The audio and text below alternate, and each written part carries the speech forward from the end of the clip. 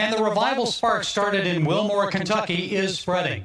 About 2.5 weeks after the revival began, Brown ended public attendance at the chapel services. But why should services and revival stop at Asbury College? Brown says the university isn't ending revival, just shifting it elsewhere, asking that other churches and communities join in its commissioning to be sent out. Yes, that should happen, but Dr. Brown, with all due respect, I know you mean well, you want to restore order to your campus and community, but don't you think it's up to God's Holy Spirit to decide when it will end and shift elsewhere? Doesn't the Spirit come in like a rushing wind, as described on the first day of Pentecost in Acts chapter 2?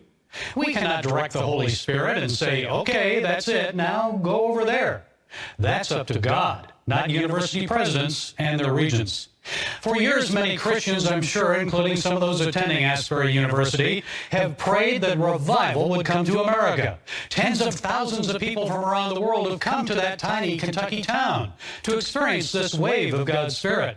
Tens of thousands more would come. More lives would be changed right there in the Asbury Chapel if the university allowed the Spirit to decide where to go and when. Folks, this is a pivotal time in America. Will we turn back to God and enjoy His favor and blessings, or will we continue down the path of division, civil strife, and 6-year-old children shooting their teachers in elementary schools? The choice is ours. Revival begins in our hearts, and we don't need to travel to Kentucky to experience the Holy Spirit. Still, many of us haven't seen revival like this. It's not a coincidence that this outpouring of God's Spirit is now moving to other college campuses across the country. God is answering those prayers, those years of prayers for revival. So let's embrace it and go with God, and then wait and see what God will do to transform America and the world. Well, that's it today from the Global Lane, and until next time, be blessed. 금방 CBN 뉴스를 보셨고요. 앵커의 이야기가 너무 빨라서 잘 못 보셨을 수도 있는데 이 켄터키 지방은 우리로 말하면 굉장히 시골입니다. 큰 도시에서부터 안에까지 들어가려면 5시간 이상 버스를 타고 가야 되는 외져 있는 지역이고 거기 에즈베리 대학이 있습니다. 근데 이 에즈베리 대학에 학생들이 오랫동안 부흥이 임하기를 기도를 했는데 또 왜 그랬냐면 1970년에 이 대학에 부흥이 임했던 적이 있습니다. 그래서 50년이 지났죠. 학생들이 그 부흥을 기억하면서 335에 모여서 기도하던 중에 부흥이 임하게 됩니다. 한 학생이 회개하게 되고 또 그 간증을 통해서 많은 사람들이 감동을 받고 은혜를 겪으면서 찬송과 또 기도와 간증과 또 설교를 통해서 하나님이 그곳에 조용히 그리고 따뜻하게 임재하심을 경험하게 됩니다. 질서정연하게 예배를 참석을 했는데 주변에서 그 얘기를 듣고 많은 사람들이 그것을 보고 싶어서 찾아오게 된 거죠. 그러다 보니 사람들이 아까 보셨던 것처럼 밖에 인파가 어마어마하게, 그래서 예배당에 발을 담그려면 최소한 5시간에서 6시간은 기다려야 그 안에 이렇게 고개라도 내밀 수 있을 정도로 1000명밖에 수용하지 못하는 그 예배실인데 어마어마하게 많은 사람들이 밀려온 것입니다.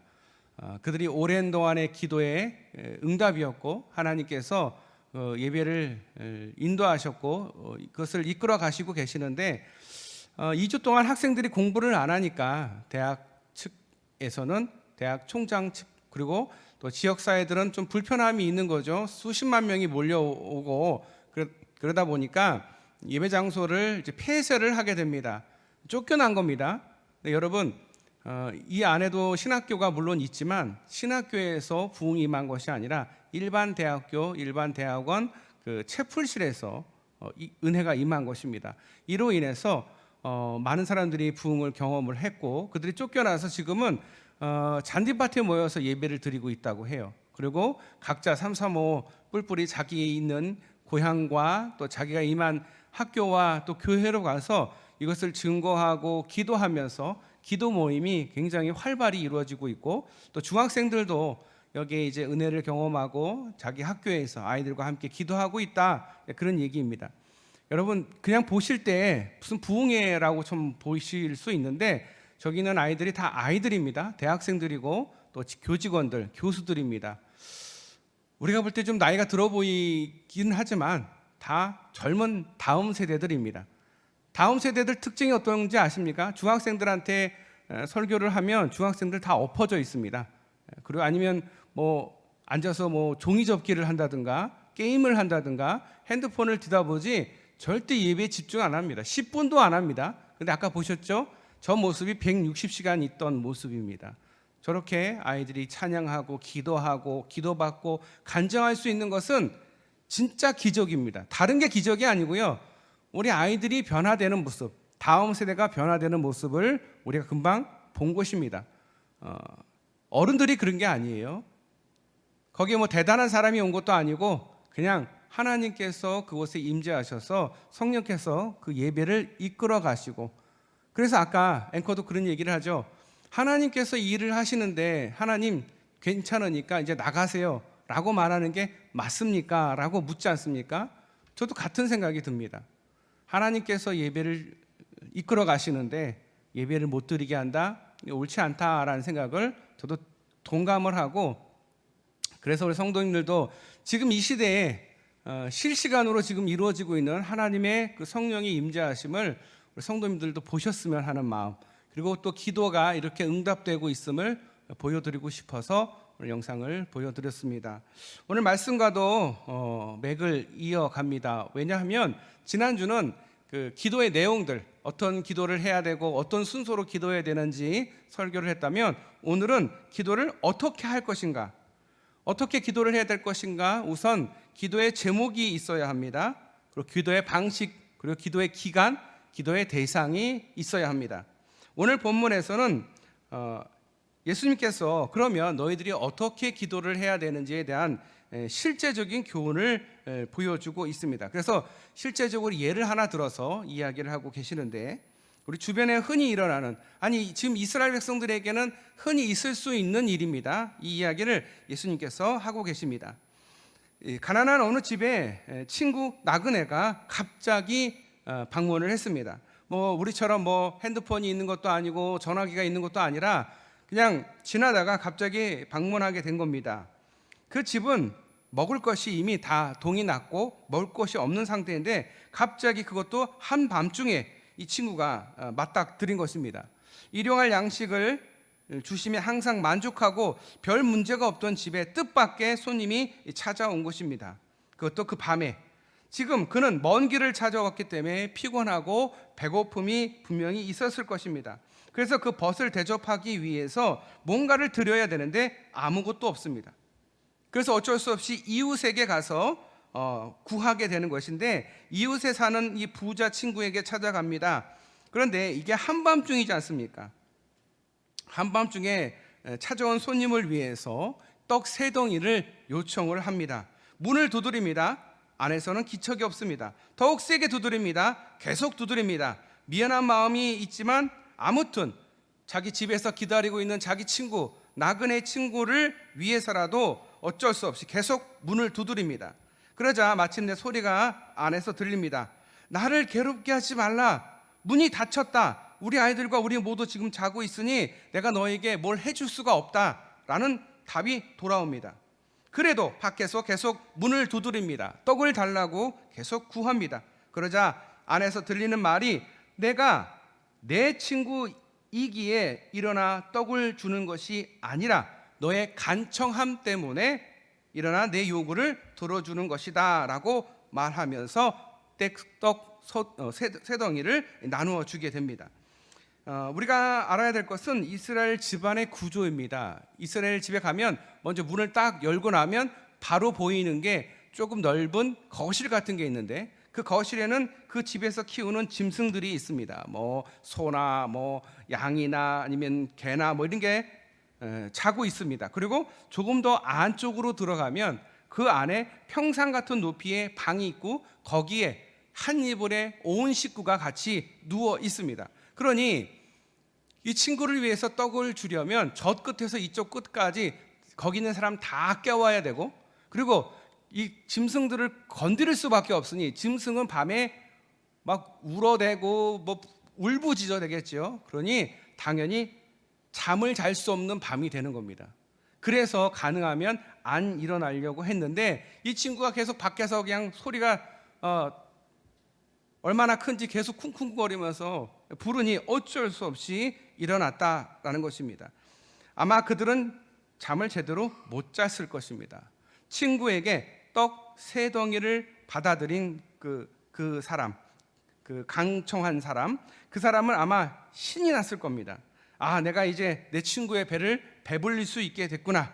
그리고 그 친구의 준 거기에 정말 감사하면서 또 자랑스럽게 또 그 친구에 대해서 자랑하면서 떡 3덩이를 주었을 것입니다.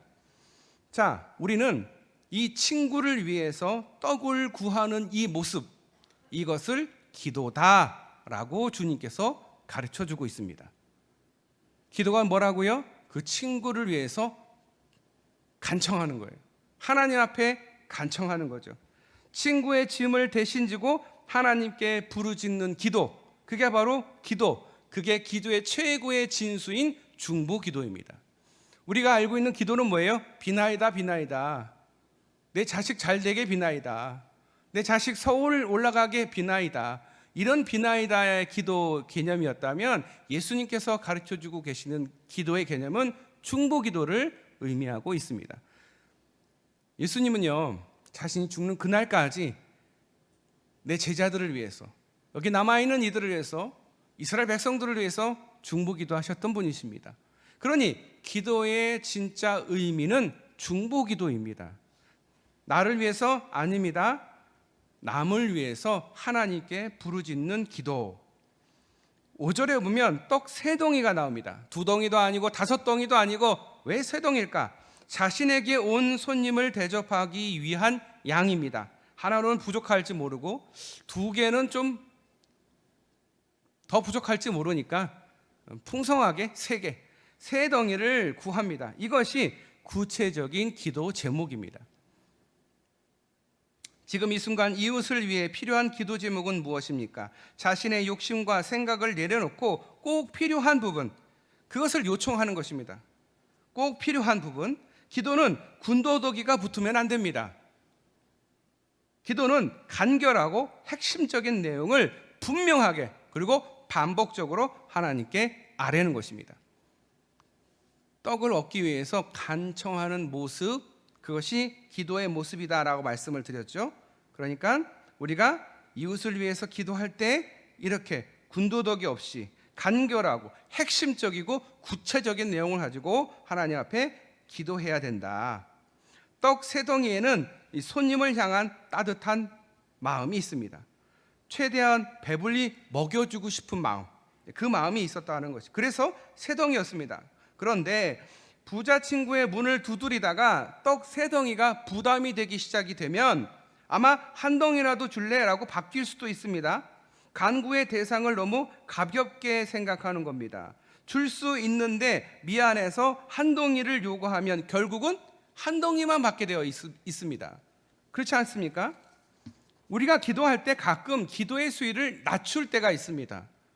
아이고, 하나님이 이거 못 주시면 어떡해. 그냥 너무 많이 구하면 하나님이 또 부담스러워할지 모르니까 적게 기도하는 거. 그래서 기도 제목이 바뀔 수가 있습니다. 내가 요청하는 기도가 나의 욕심이 아닐까 하는 마음으로 부담을 갖게 되기도 합니다. 우리를 위한 기도라면 그럴 수도 있습니다. 그러나 이웃을 위한 기도라면 그것은 세상과 타협하는 것입니다. 자기 자신과 결탁하는 것입니다. 자기를 위한 것이죠. 하나님이 하실 일을 애써 축소하는 일이 되는 것입니다.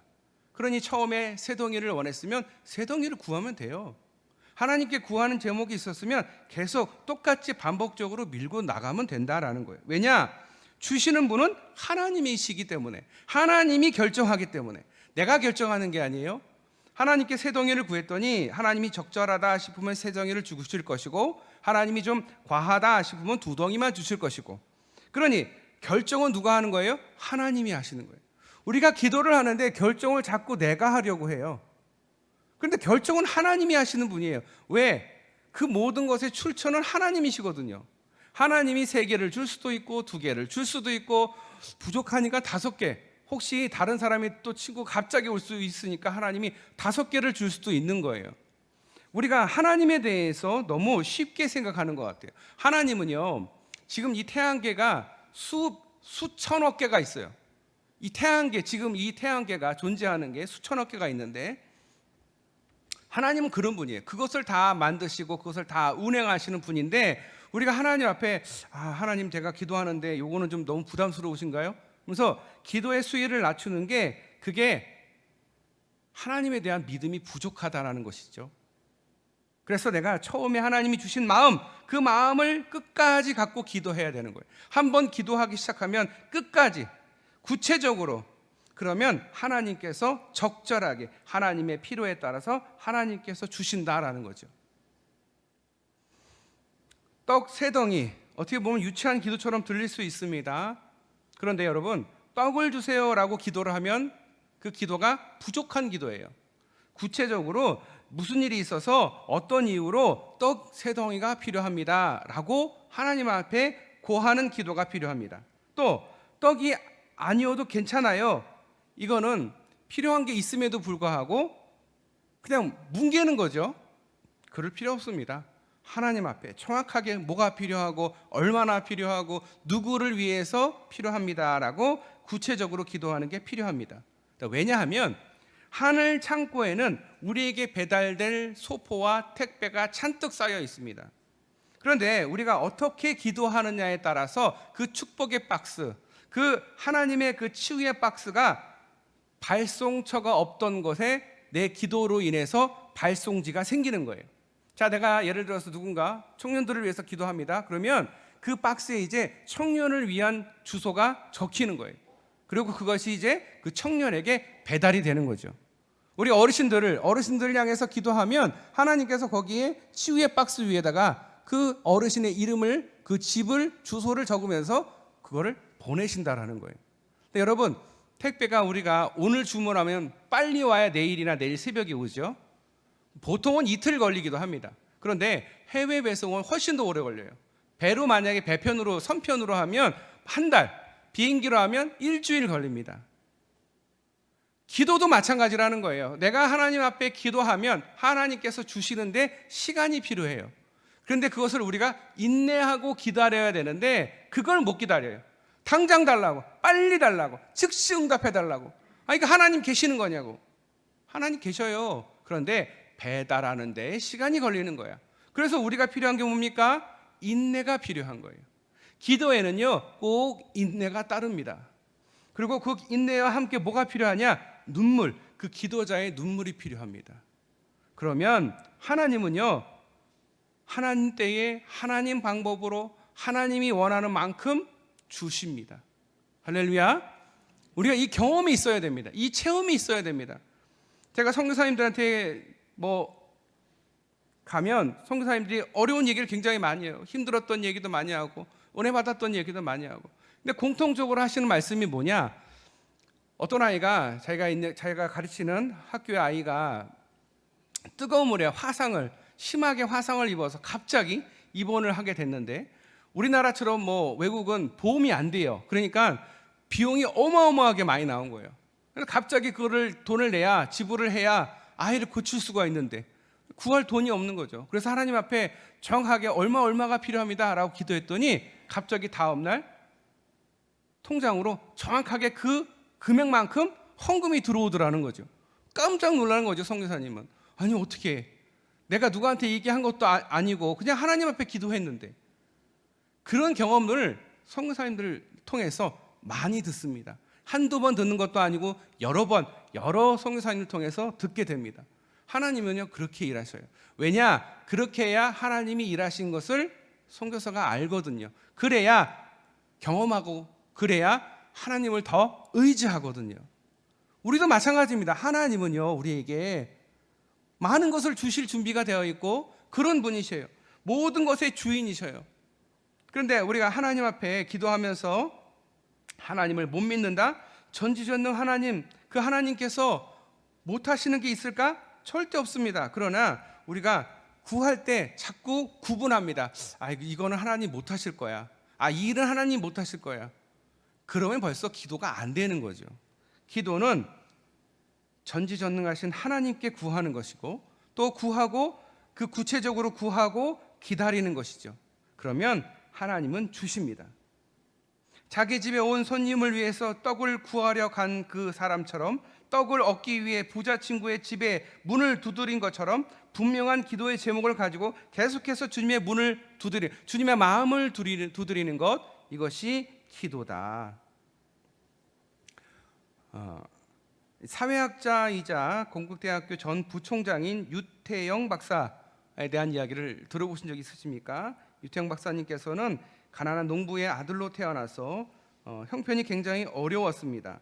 어릴 때 동네 사람들로부터 똑똑하다 인정을 받아서 겨우 국민학교를 졸업을 하고, 그리고 기도합니다. 하나님, 제가 계속 공부를 할 수 있게 해주세요 라고 기도를 합니다. 그래서 서울에 올라와서 중학교를 마치게 됩니다. 그리고 야간 고등학교 구두를 닦으면서 야간 고등학교를 졸업을 했습니다.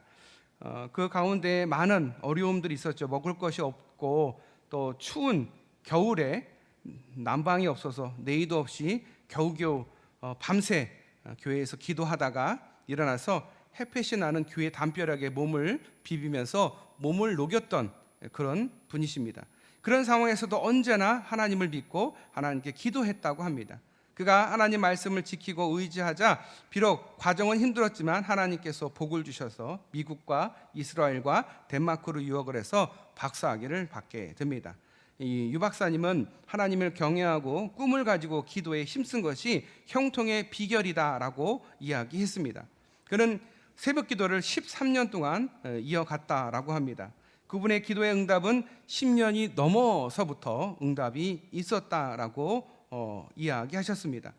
간절히 기도하고 기다리는 그 응답의 시간이 오래였지만 하나님의 뜻이 이루어지기 위한 시간이었다라고 그는 고백했습니다. 주님은 우리의 기도를 들어주기 위해 기다리고 계십니다. 말씀만 하시면 돼요. 기도만 하시면 돼요. 구체적으로 정확하게, 그리고 나보다는 이웃을 위해서, 나라와 민족을 위해서, 다음 세대를 위해서 기도해야 됩니다. 반복적으로 간청을 해야 됩니다. 그러면 시간이 조금 걸릴 수는 있겠지만 하나님께서 기도를 들어주신다라는 거예요. 1970년에 에즈베리 대학교에서 부흥이 있은 이후 50년이 넘어가도록 많은 이들이 계속 끊임없이 부흥이 임하기를 기도했더니 하나님께서 올해 이렇게 부흥을 2주 전부터 허락을 하셨습니다. 이후에 많은 대학과 학교에서 계속 부흥이 이어질 것이고, 거기서 끝나는 것이 아니라 그들의 삶과 그들의 그것이 변화가 되어야 되겠죠. 마찬가지입니다. 우리도 하나님 앞에 기도하면서 나는 변화되지 않으면서 남만 변화되고 세상만 변화되라? 아니요, 내가 먼저 변화돼야 됩니다. 기도한 사람은요, 내가 변화됩니다. 먼저 기도하는 사람은 먼저 하나님 앞에 회개합니다. 그동안 순종하지 못한 것에 대해서 질투하고 미워하고 판단하고 비판하고 정말 내가 주인이었던 삶을 하나님 앞에 간절히 고백할 때에 하나님께서 분명히 응답하실 줄 믿습니다. 부흥은요, 다음 세대에게 이렇게 임하는 것을 볼 때에 너무도 기적과 같습니다. 이 요즘의 세대를 사는, 지금의 시대를 살아가는 그 다음 세대에게 부흥이 임했다라는 것은 우리에게 소망과 희망이 있다라는 거예요. 우리 또한 부흥이 임할 수 있습니다. 여러분이 회개하는 순간 하나님께서 여러분에게 임하게 될 것입니다. 여러분의 그 마음속에 있는 죄에 대해서 다 아시죠? 그 죄에 대해서 하나님 앞에 1대1로 고백하시면 하나님께서 그 죄를 다 용서해 주시고 여러분에게 은혜를 또 부흥을 임하게 하실 줄 믿으시길 바랍니다. 기도하겠습니다. 하나님 아버지, 감사합니다. 하나님의 은혜 가운데에 사순절 두 번째 주간을 맞이했습니다. 나의 회개와 이웃을 위한 중보와 또 구원을 위해서 기도로 주님 앞에 엎드리게 하여 주시옵소서. 그래서 주님의 마음을 움직이는 우리 기도자들 되게 하여 주시옵소서. 주님 앞에 간절히 신령과 진정으로 주님 앞에 기도하는 예배자가 되게 하여 주시옵소서. 주님이 전지전능하심을 믿고 전적으로 주님을 믿고 구체적으로 기도 또 구체적으로 포기하지 않고 끊임없이 하나님께 간청하며 기도하는 우리 모든 성도들 되게 하여 주시고 또 응답받는 우리 모든 성도들의 삶이 되게 하여 주시옵소서. 우리를 사랑하시고 우리를 구원하신 예수님의 이름으로 감사하며 기도드리옵나이다. 아멘.